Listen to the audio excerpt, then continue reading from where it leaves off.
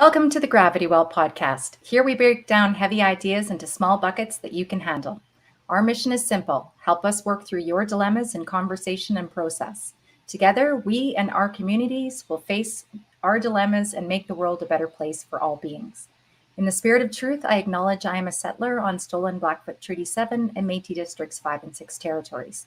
I take reconciliation by seeking the wisdom of elders and individuals who aim to restore water, air, land, life, or community. A healthy living relationship with the earth and each other is our guide.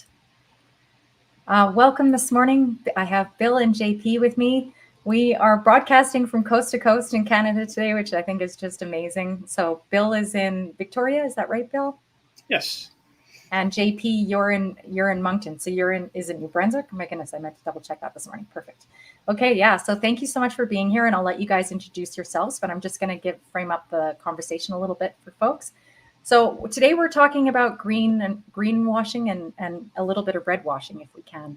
But the issue that we've seen, so we're going to walk through what it is, the work these two have done and are doing in this space, and then a little bit of what it means and how we can work together to make people aware of this issue and how we can actually benefit from acting on this issue. Bill, would you mind introducing yourself first, please? Sure. Yes. I teach sociology at the University of Victoria. I live on the land of the Coastal Salish people, and I've been involved recently in a fairly large-scale project called the Corporate Mapping Project, and we'll probably be talking a bit about that because it was very much about not just greenwashing, but the whole power of the fossil fuel industry and its allies. Particularly in the Canadian context. But certainly greenwashing is an important element in that whole kind of structure of power and the way that it operates. Excellent. Yeah, if we have time, let's expand a little bit more on that, Bill. But yes, I put in the chat, just for everybody's sake, the peer-reviewed study that was done on greenwashing. So that's for anybody. This is part of Bill's work, I know, contributed to this. And JP, you can speak to that as well if you have. Okay, so please introduce yourself too. Well, I'm speaking from Mi'kma'ki, the traditional land of the Mi'kmaq people, unceded territory where the University of Moncton is located. Yeah, I teach here environmental studies, and I do research on issues of transition, decarbonization, energy transition, just transition, in the perspective of phasing out fossil fuels as fast as possible, and also shedding a critical light on the different transition projects that are proposed, whether we put electric cars everywhere with nuclear reactors to power them, whether that's, draw the criticisms that we can formulate around this project and explore the other projects that are more based on decolonial approaches and that look forward to changing the deeper structures of how the economy is organized. Amazing. JP, we are having a conversation on decolonization in early December. So I'm going to plug that for you if that's something that you're interested in participating in. I'm going to start roping you guys into things. It sounds like we have a lot of things in common in what we're working on. Okay, so let's dive in a little bit on the greenwashing and red washing analysis that was done. I worked at one of the Pathways Alliance companies, and I was very privy to these. I was in some meetings about the Pathways Alliance approach when I was there. And so I'll just lead with, my conclusions from that is we need to be focused on site cleanup and closure, and doing CCS and looking at emissions only is an incomplete solution. So that was my findings, and I will say I don't think my findings were appreciated. So I ended up being pushed out the door from my point of view. So I left in 2022, and I've been trying to help people understand this issue. I had a friend recently tell me this is the biggest issue. It is the biggest issue in Alberta. We have a $260 billion liability problem in Alberta, and we're not talking about it. And this greenwashing, to me, I actually submitted a complaint to Ad Standards Canada this spring on the Pathways Alliance commercials, because we just had a conversation about misrepresentation. And it is a form of violence to be taught something different than what is a real solution. So I'm just going to say, what is it? So first of all, to me, it is misrepresenting a solution to the public that is truly adding more harm to the environment and not actually helping us measure in ways that we can see progress and know that we are moving in the right direction. So that's my brief summary and definition. If you wouldn't mind, just each of you, I'll start with you this time, JP, and walk through your thoughts on what it means, what and please speak about red washing as well if you can. I totally agree with what you just said. And I don't need to add much, I think, but it's all these false claims that different companies make about their products' environmental impacts and how they reduce it and what they do. And that's very widespread across industry. Of course, with all the environmental discourse that since last 10, 20 years, that's taken important traction among the public. The companies want to portray themselves favorably in the eyes of the consumers to who they sell their products. And it's become part of the package on how they sell their products. So if you look at the oil industry, well, the problem is that their product is harmful. And so no matter what environmental claims they say about their product, you might produce the greenest oil in the world, but it's still oil, and it's still going to be burned and destroy our environment. So that's a bit problematic. Anything they can say about carbon capture or reducing the intensity of emissions at the production site, they're still making oil that's going to be burned. And that's where the problem lies. Great, thank you. And Bill, please expand on your participation in this work as well that I'm referring to. Thank you. Yeah, well, I think with greenwashing, it's a neologism that goes back to the 80s and 90s. I think Greenpeace might have been the environmental organization that introduced it initially. But it's very much a way of characterizing corporate practices of misrepresentation in describing, what they do to the public in order to secure social license and, as JP says, to shore up consumer loyalty. It's about corporate branding very often. You think of British Petroleum, for example. Years ago, it rebranded itself Beyond Petroleum, like BP stands for Beyond Petroleum, which was a bit paradoxical because 95% of BP's business continued to be extracting and processing fossil fuels, but it was, representing itself as Beyond Petroleum. So that's a classic example tied to branding, but it is very much tied in with corporate advertising. And corporations need to advertise. They need to secure markets for their products.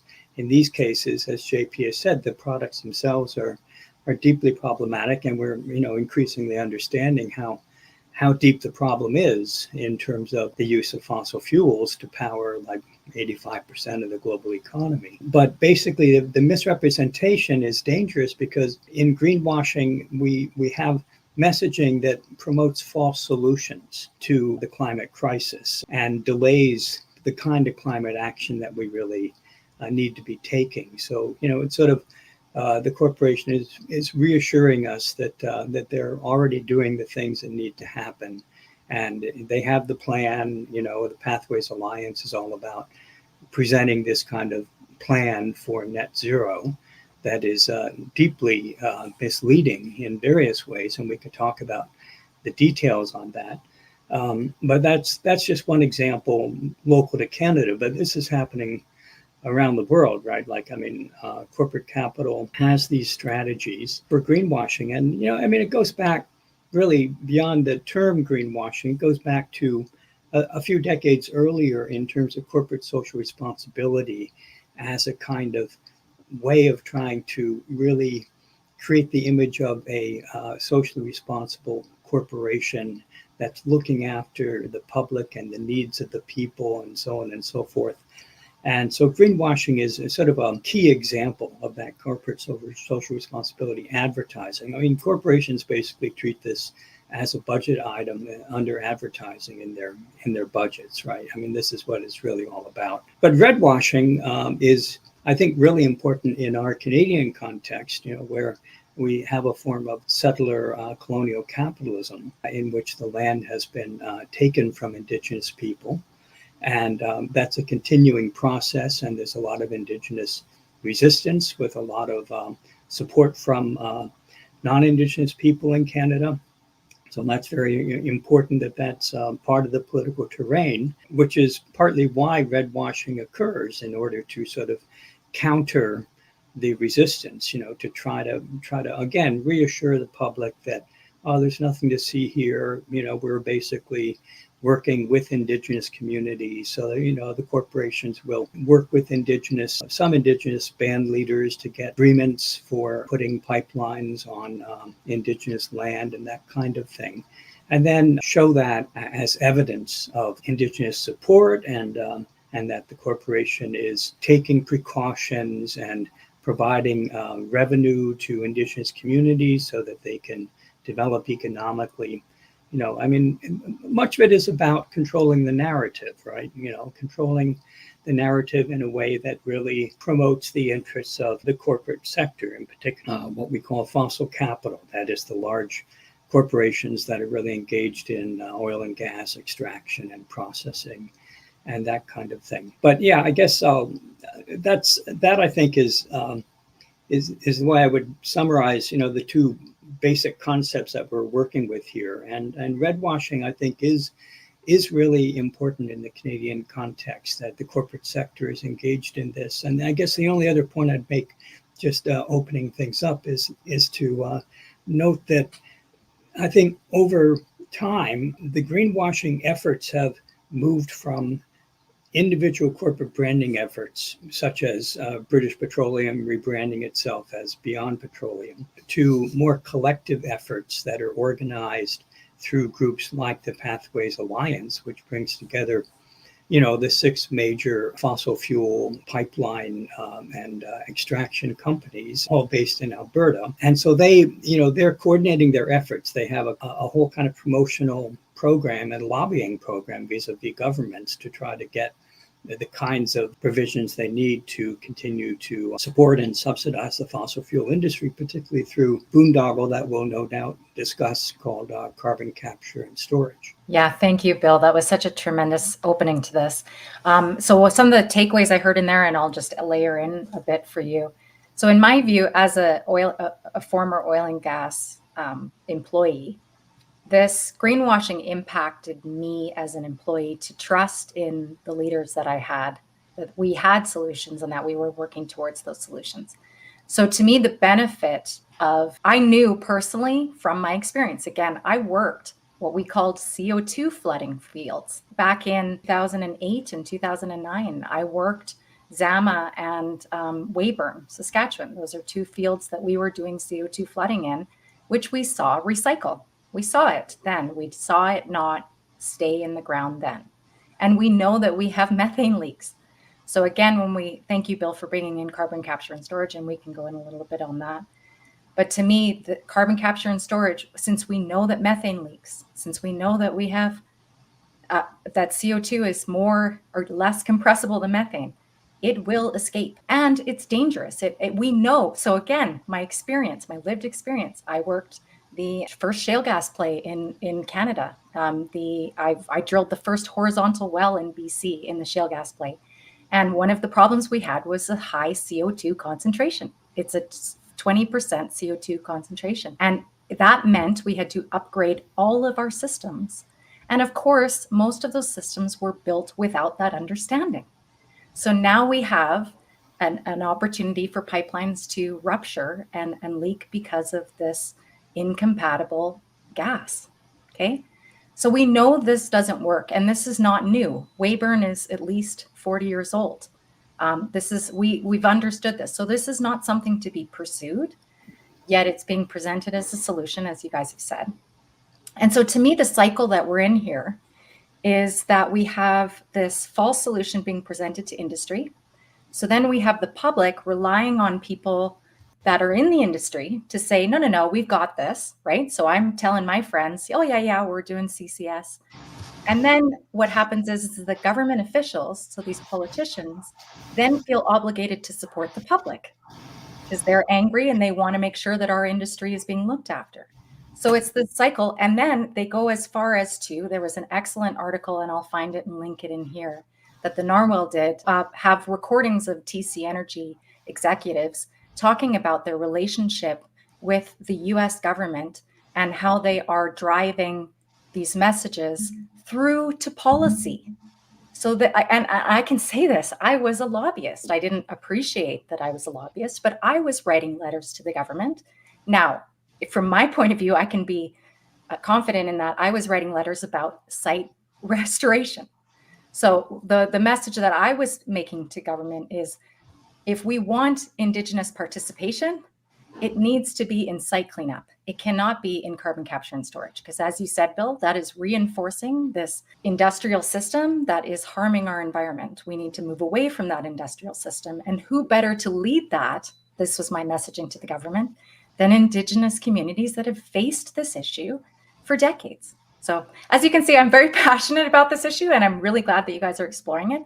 But Bill, would you mind going into some of the indicators, and also if you can lead with which countries and which jurisdictions are already doing this? Because that's some of the messaging we're hearing, is that this is Trudeau, putting out this effort. This is a worldwide effort to address greenwashing and redwashing. So if you wouldn't mind just describing how it fits in that context first. Thank you. Yeah, I mean, different countries are definitely trying to deal with this problem. It is, as we've mentioned, quite endemic. Like it's a standard corporate strategy, this kind of greenwashing. It very much infects things right up to the international level of the COP meetings, which are the number of corporate lobbyists at COP meetings is absolutely astonishing compared to other sectors of the global population. So it's not surprising that, a lot of the indicators that have been adopted by the so-called international community really are not terribly effective, I think, in terms of moving us away from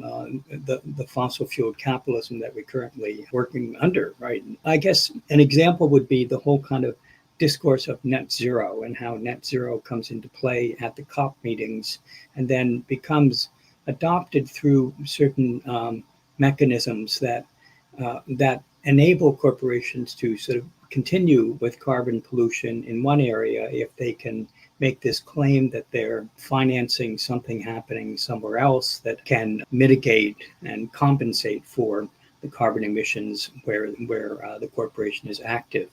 And we can get into that, but there's an enormous amount of fraud around the whole net zero project, right? Countries like Canada are trying to deal with some of the misinformation and, frankly, lies that corporations are engaging in, and corporate alliances like the Pathways Alliance, through certain legislative practices, regulatory practices that have come in. This past summer, Bill C-59 was given final assent at the federal level. So it's a bill that attempts to expand the state regulation of advertising, basically. I mean, there's been competition.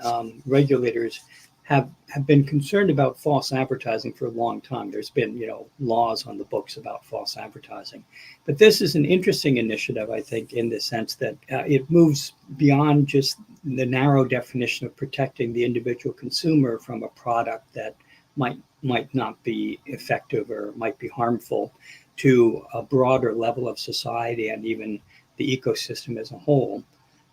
That corporations that are engaged in greenwashing, according to Bill C-59, which is now law, can face pretty extensive fines from the federal government if they're found guilty of greenwashing. So I think that's a welcome move, and it is in line with what other countries are doing as well. Of course, one issue in this is always enforcement. After all, there's lots of regulations and all sorts of state practices around the development of fossil fuel infrastructure and so on.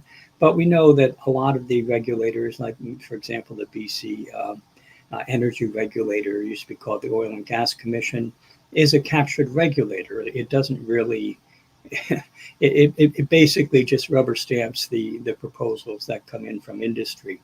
And that's been demonstrated, through research. But so the question is, what are the mechanisms for enforcement of Bill C-59? There is, I think, a helpful provision, as I understand it, in this bill that includes or introduces the idea of private rights of action, which means that as of June next year, actually, it's a 1-year lag in this, but as of June next year, citizens, which would include environmental groups and activists and advocates, will be allowed to issue complaints directly to the competition tribunal, which can then adjudicate an action if it considers it to be in the public interest. So at that point, what happens depends on whether the competition tribunal functions as a captured regulator or in the public interest. And I don't really have a read on that. I don't know how these kinds of complaints will be processed, whether they'll be taken seriously. But I mean, the law itself is a step in the right direction, is what I'd say. But it's hard to say what its actual impact will be. I mean, it did have an immediate impact in the sense that for example, the Canadian Association of Petroleum Producers, CAP, immediately scrubbed its website of all its greenwashing false claims as soon as the bill was passed. So maybe that's a good sign. I don't know. But I'm interested to hear what JP has to say on this as well. Well, that's very interesting because I read a different section of Bill 59, C-59. And in that section, what they talk about is a tax credit on carbon capture, utilization, and storage. It's a kind of omnibus bill, so there's a whole bunch of things in the bill, including that pardon greenwashing, different stuff on unemployment insurance and so on, and it touches about everything that's in the budget. One very important section is tax credit to oil companies who set up carbon capture and storage facilities, which makes the bill a kind of an example of greenwashing. On the one hand, you have a law against greenwashing that also includes provisions that support continued use of, production of and use of fossil fuels.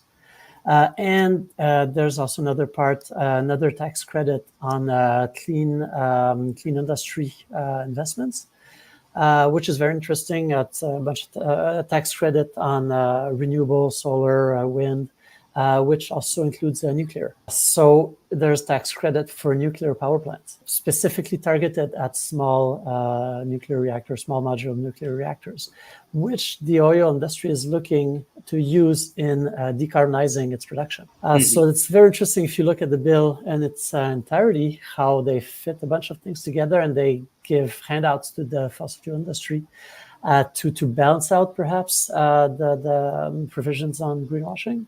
Which affected them directly as well. So it's typical of the strategy of the Liberal government to speak on both sides of their mouth, to give to go strong on environmental measures on the one hand, and continue supporting the fossil fuel industry. That's the what's become the mainstream hegemonic strategy at the federal level, Quebec as well, and perhaps BC, I'm not familiar with the other provinces, to at a transition on a very long term, which supports a slow phase out in the best case of fossil fuels. I say in the best case because at the worst case, it's about supporting fossil fuel exports.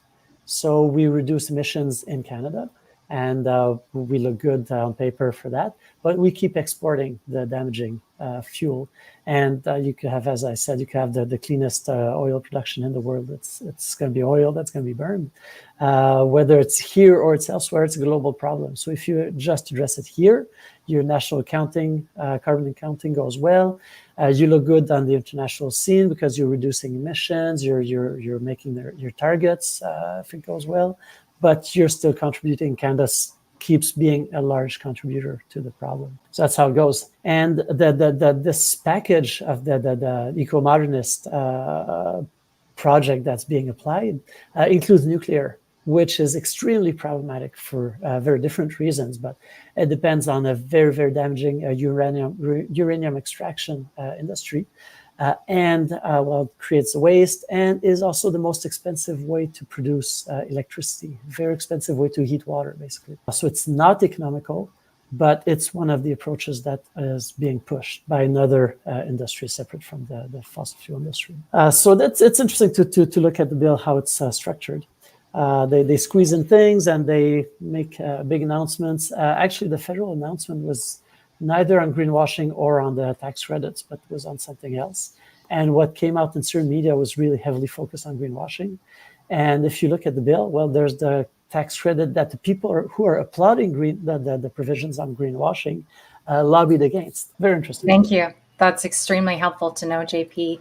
I think, so I agree with both of you in your assertion that I'm not sure what this bill itself will do. But I would like to explore a bit what you mentioned, Bill, which is around the fraud.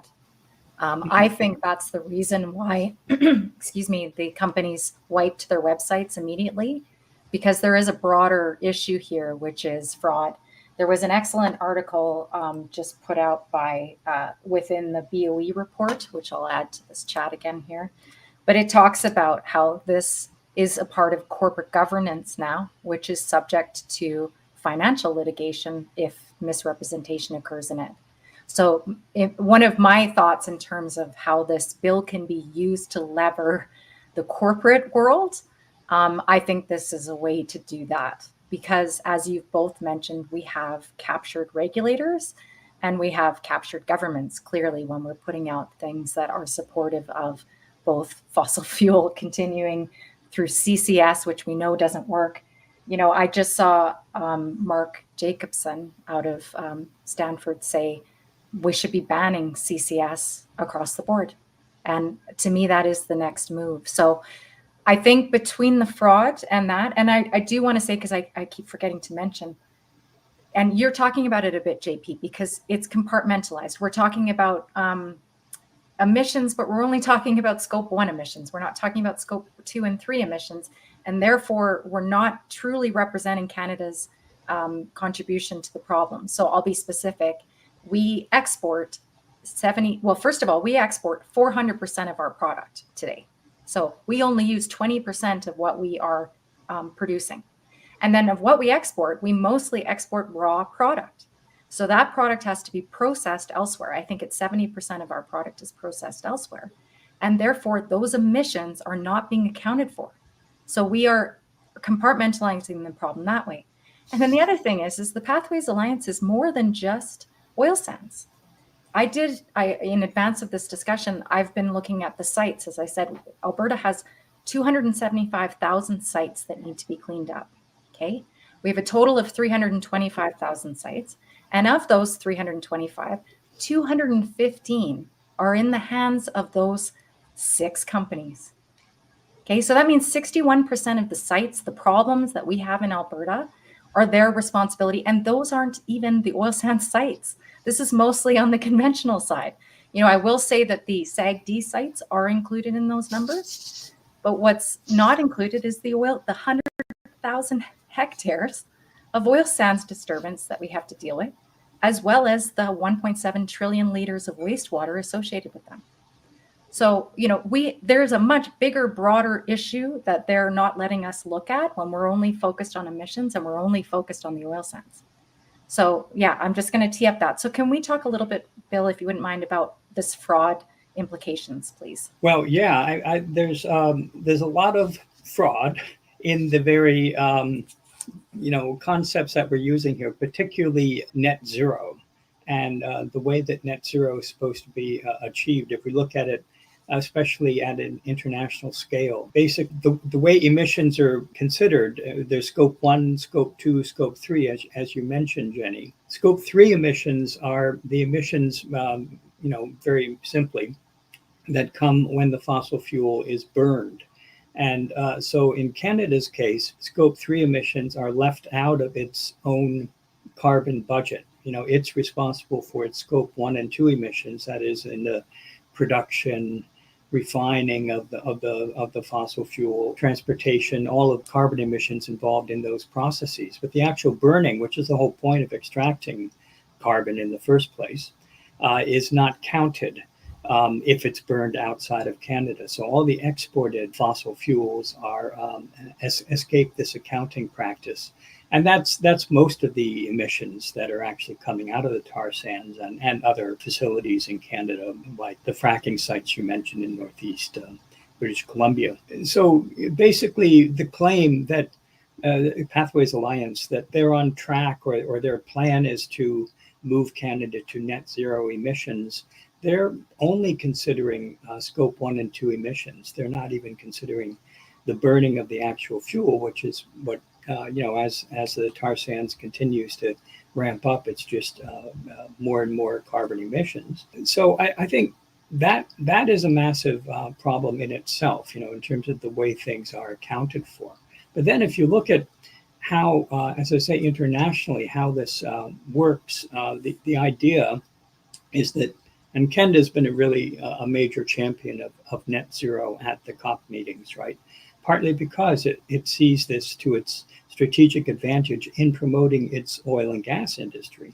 That if it can have scope 3 emissions not counted as part of its carbon budget, and if it can bring in these practices of carbon offsets so that the carbon extracted in one place, its emissions are counterbalanced supposedly by some practice elsewhere, then all is good. But in fact, if you actually look at how carbon offset schemes work, there's an enormous potential for fraud in this. Public Citizen, which is a major group that Ralph Nader founded in the United States, did a study of this earlier this year. And one of the things they say is the carbon offsets, the most relevant risk is that carbon offsets do not mitigate climate change. At best, their use slows the rate at which climate change intensifies and incrementally delays tipping points. At worst, they invite fraud and prevent decarbonization of our most polluting industries, guaranteeing we will never achieve net zero, much less real zero. And they go on to note, the types of fraud that occur, and it's really quite remarkable because the whole kind of idea of carbon offsets is hypothetical. It assumes that the funds from the sales of carbon offsets somehow will be used to reduce emissions or capture carbon somewhere else, as in planting trees or not tearing down trees, right? But it's basically a fictional story. Like there's no way of verifying whether or not these effects actually happen. And of course, as we know, with Canada, the current federal government has had this tree planting program, which is, I think can also be seen as a kind of greenwashing because in its scale, it's so tiny compared to what would really need to happen in order to actually capture carbon directly through the photosynthesis in trees. But in any case, the tree planting program, compared to the amount of carbon released in the Canadian wildfires last year, those wildfires released 3 times the amount of carbon emissions that the entire economy of Canada releases in a year. And so we're facing an enormous ecological catastrophe. And part of the problem, I think, with greenwashing is what we in the corporate mapping project called the new denialism. Like traditional climate change denialism simply says that climate change isn't happening. But the new denialism acknowledges that the crisis is here, it's happening, but we can solve it using these little kinds of tweaks, as in carbon capture and storage and utilization. And the utilization part is an important tip-off in terms of how carbon capture and storage actually works. It's all kind of a false solution, when you consider the scale of the problem and the measures that states are actually taking. And as JP was saying, Bill 59 is a kind of omnibus bill. It has all kinds of things in it. And probably the net effect, when you consider the subsidies to carbon capture and storage in the tar sands, I think the net effect will be to increase carbon emissions quite substantially. Yeah, well, just to pick up on the net zero discourse, that's a very important issue to address. Well, first of all, the idea of carbon offsets is completely obsolete right now, because as Bill explained, well, the idea is to you can have emissions here and we're going to reduce them there. The situation is so dire now, we have to reduce emissions everywhere. There's no place to offset the emissions here or there for luxury purposes. The idea of net zero is that there's some emission that any society, be it fossil capitalist or not, will produce. And so there's these hard to abate emissions that they call. So the idea is that you have to offset these in some way. So there's some emissions that are considered necessary or hard to abate. Depends on, that's where the problem is. What do you consider hard to abate? Is it emissions of airplanes that are hard to abate? And then you're going to offset for them because there's no technical alternative to using fossil fuels. Ocean transport. Is that hard to abate? And so there's huge room for greenwashing here, because you're going to define hard to abate depending on your interest, on your industry. And the fossil fuel industry might as well describe all its emissions as hard to abate, because they're necessary to produce windmills, to keep society functioning, and so on. So you've got a big problem here with the idea of net zero itself. It seems reasonable when you state it, but if you just start thinking about it, it doesn't work. And Bill mentioned the tree planting. The problem with offsetting emissions with tree planting is that it's not permanent. You plant trees, that's great. Well, first of all, there's the time scale. Trees take a long time to grow. So if you're going to abate the emissions that are produced right now by planting trees that grow and capture them over 40 years or so, it's not commensurate with the urgency, climate emergency. And it's not permanent. We know forests burn down. That's happening more and more. So you plant trees and they burn down. You have no assurance that these trees are going to grow for 40 years, offset these emissions. So that whole thing is a nonsense. And then there's the carbon capture and direct air capture. That's more and more presented like you do big machines that work as very inefficient trees to capture carbon from the air. And what you do with that, well, you do enhanced soil recovery, or you do synthetic fuels, and you put the carbon back in the atmosphere. So yeah, there's lots of nonsense going on. Thank you. I think the one thing that we'll say also is missing from this is there are 9 planetary boundaries, not one. Climate, excuse me. Climate change is one of those boundaries. So to me, the opportunity that I see in getting after site enclosure, it addresses all of these issues. And like you're saying, JP, we have to address the fact that we ship how much around the world and not have local food systems to support reducing that where we do not have alternatives. This is some of the key things that I think we have to start messaging. So if we could, actually, I do want to hit just quickly before we get into the how-to, the greenwashing indicators. So I really liked these, Bill, from the paper you guys did. So I'm just going to list them for people just so they have a sense, and you're welcome to offer comment after I do. But, selective disclosure. So we've talked a little bit about the fact that we're not actually disclosing all the information. And even if we are, it's not necessarily rooted in that scale. Like you're saying, Bill, we're doing these little bits of changes, and it's not translating for people into what that means in terms of what our goals are. And so that's what's coming, just to be clear. The other opportunity to help industry and government and regulators pay attention is, we've got carbon pricing coming. So even though, this isn't a perfect system, there is a system in place, and that's now going to make it a big problem for us to actually sell our product internationally. And then we have misalignments of claims and action. So again, stating things that not actually translating to results, displacement of responsibility. So again, saying, hey, everybody, in these messages, it was, hey, everybody, we've got this, and we're going to do this together, as if it's the public's issue to address.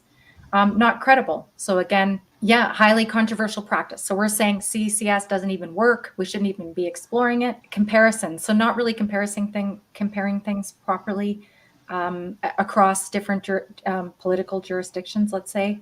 Non-standard accounting. So again, these are the numbers that are expected in 2025 from the UN. So we have to start aligning these figures with international standards. And so the other two are kind of similar.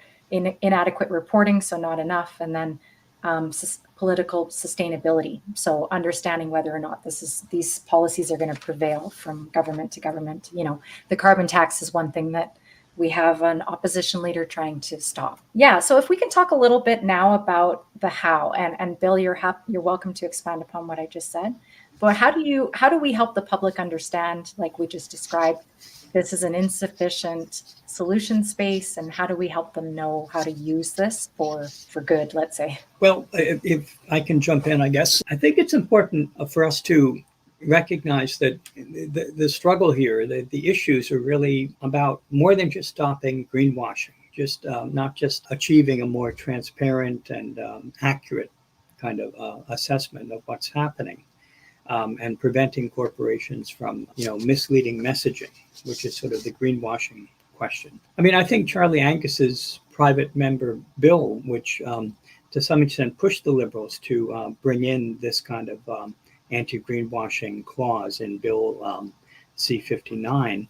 What Charlie Angus was calling for was a ban on advertising by fossil fuel corporations, which I think would be a really good idea. You know, I mean, it's a similar idea to banning cigarette advertising. I think, fossil fuel products, we should be cultivating a public imagination of a world that really is beyond petroleum and not just, as a corporate slogan. And as long as fossil fuel corporations are allowed to advertise their products in various ways, very typically through corporate social responsibility advertising. This is going to continue to be a problem, even if they respect the Bill C-59 provision. So it's about more than just messaging and reporting and communication, but fundamental changes in energy production. And I think in how energy production is controlled. So I think it is about sunsetting the oil and gas industry as soon as possible in a kind of managed decline. It's not a matter of just shutting everything down overnight and causing economic turmoil. We need a transition strategy. We need a deep, just transition strategy that will look after workers and communities who will be displaced as the transition occurs. But this also, I think, as you were pointing out earlier, Jenny, this also includes requiring fossil fuel polluters to clean up the messes that they've made. And Alberta is a good example of that, with its vast number of abandoned wells and that pose health hazards and safety and ecological dangers. There's a group, Reclaim Alberta, that has a wide-scale strategy for reclaiming Alberta's aging and expired oil infrastructure. I'm just quoting from the website here, actually, reclaiming the Alberta's aging and expired oil and gas infrastructure that puts thousands of workers back to work. And so those kinds of ideas are really important, I think, to move beyond just a critique of greenwashing per se. I think ultimately a good formula for thinking about the future we need to be pressing for is something that some of my colleagues in the Corporate Mapping Project have called the 3 Ds, namely to decarbonize, that is to move away from fossil fuels, to democratize, that is to move away from corporate power, so that we actually have a more democratic economy that will actually make our entire society much more democratic. And thirdly, to decolonize. And so that addresses, again, not just red washing, but the social relations that underlie red washing, the colonial relationships that continue to exist. So I think that 3D idea is a useful starting point. I love that. Thank you so much, Bill. JP, if you wouldn't mind going into some thoughts about how we move this forward. Yeah, I can't but agree with everything Bill says on this, of course. Banning advertising, the anti-tobacco campaigns were so effective in a relatively short period of time. So I think there's big inspiration to take from them. Banning advertising, that's been a hard one for the public health campaigns. But it did work in the end. But the general outlook of these campaigns was to act on many different levels.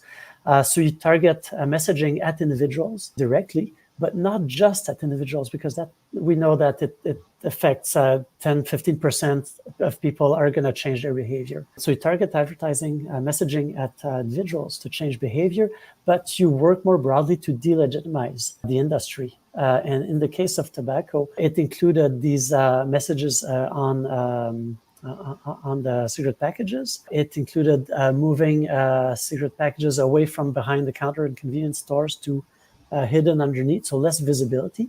It goes with the advertising and campaigns targeting schools to reduce the effect of peer pressure. And to change the effect of peer pressure away from the damaging behavior and towards good behaviors, desired behaviors. There's something very interesting that came out a couple, 3 years ago, I think, called, I forget the title, the little book of, I should have looked it up. It's about changing the environment in which people make their consumer decisions. So say you want to reduce emissions in a university and you want to promote plant-based diets. Little things like putting the plant-based menu items above first on the menu, that's going to change people's behavior just like that. You put plant-based meals in counters, you put them on top. You stop talking about vegetarian meals. You don't label them as vegetarian because it's a turnoff for many people. You just label them as what they are, lentil soup, tofu, stir fry. You just do these little changes. It can be for parking in universities or elsewhere. We have apps on the phones that let you pay for parking so easily. You get rid of that. You put a payment station at the far end of the parking lot instead. So people have to make the effort of walking away from where they want to go to pay. All these disincentives and other incentives that counterbalance it. You have, of course, you have to have bike lanes that get people to campus and a suitable public transit system at the same time as you disincentivize car use.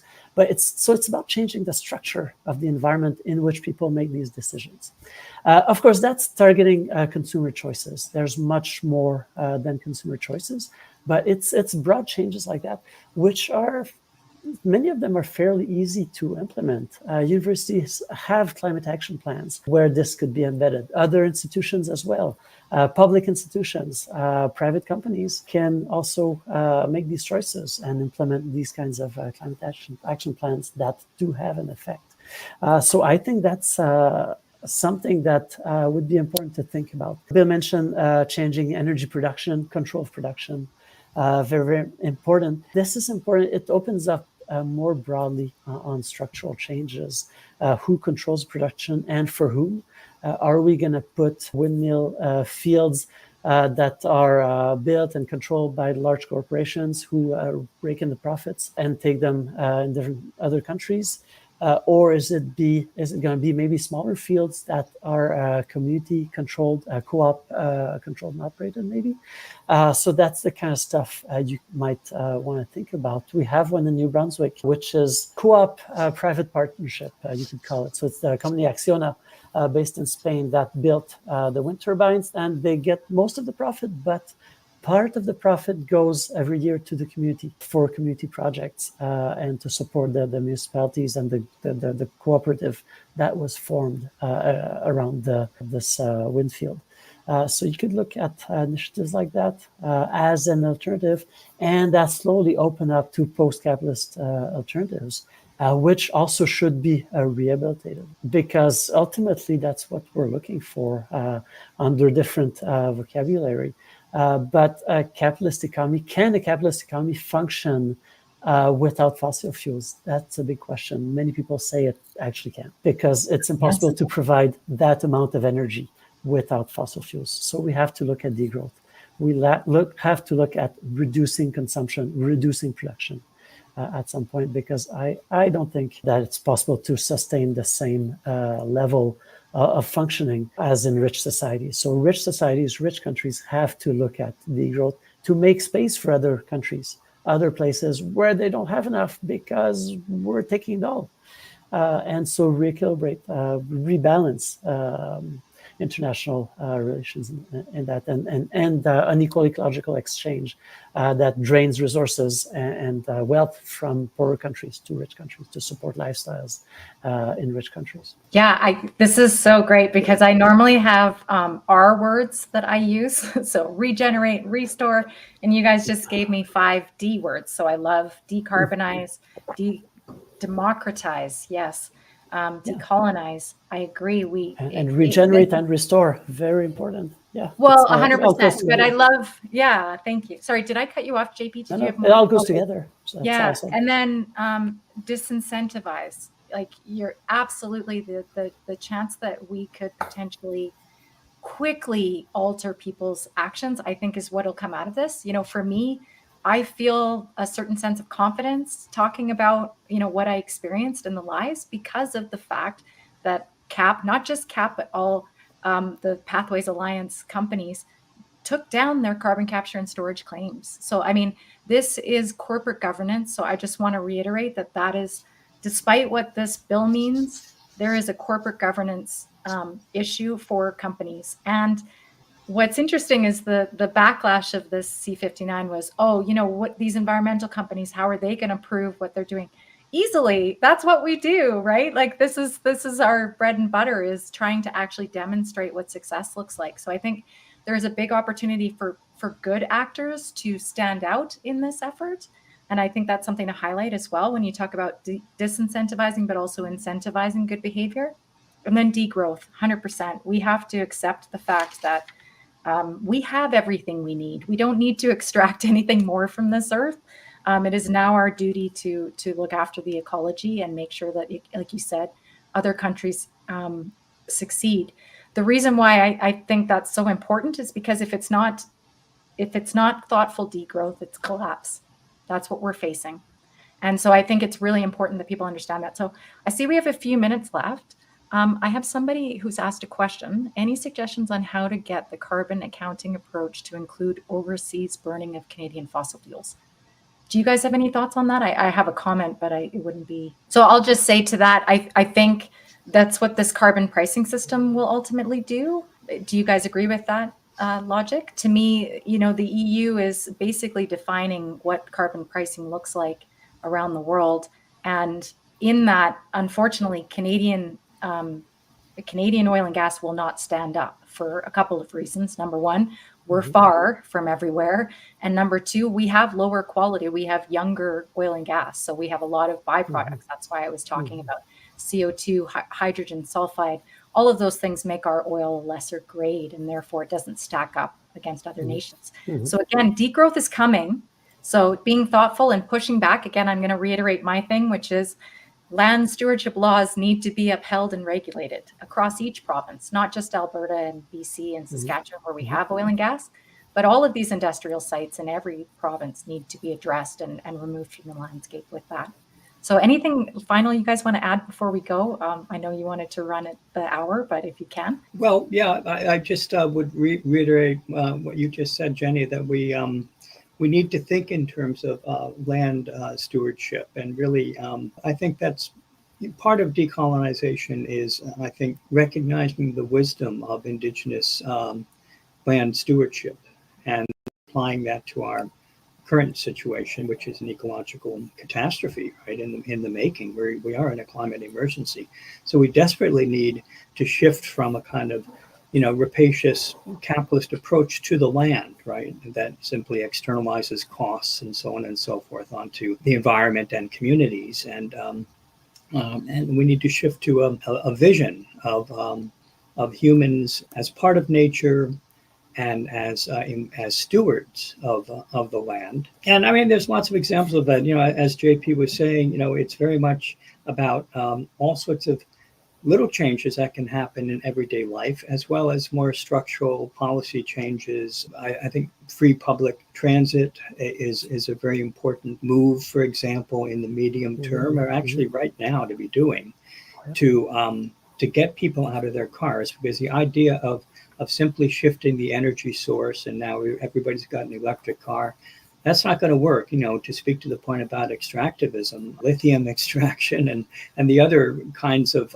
rare earth minerals that go into batteries. This will simply continue a program of ecological imperialism, really, in terms of where these items come from and what kind of power relations north-south are continued as things shift from fossil fuels, post-fossil. So I think we do need to look at really fundamental changes that are covered under that 3D slogan. Yeah, absolutely. It's all about the land. That's the title of Ty Alfred's book. It's all about the land. And if we see the land as just a bunch of resources that are there for capitalists to take, people who are already rich get richer by taking everything from the land, there's not going to be any land anymore. We have to give back to the land and have a balanced relationship. That's what we need to do. Thank you. And I just want to say, because, I'm thinking of the industry, like you said, Bill, there's 100,000 people or more directly working in the oil and gas industry in Alberta. And there is a career for 25 years. I just need people to understand that. You know, as you said, Bill, we need to thoughtfully reverse this bus. And that comes with, you know, a geophysicist is no longer mapping a reservoir. We're mapping a contamination plume. You know, we're no longer drilling, we're abandoning. We're no longer building pipelines, we're removing pipelines where they need to be. These are all the things, all these jobs still exist and need to be thought of. This is something that bothers me when we talk about a just transition, is that we're not accounting for these myself. You know, I want to contribute to solutions, and I want to know that I'm going to have a career in that. So that's my final word on this. Thank you both so much. This is incredible. I sure hope we have an opportunity to speak again. JP, please pass on that title, and I'll make sure I include it in the episode when we record it. Any final words from either of you before we close? Let's just do it. Yep, everything's in place. Excellent. Okay, thank you so much, guys. Take care for now. Okay, thank you so much, Jenny.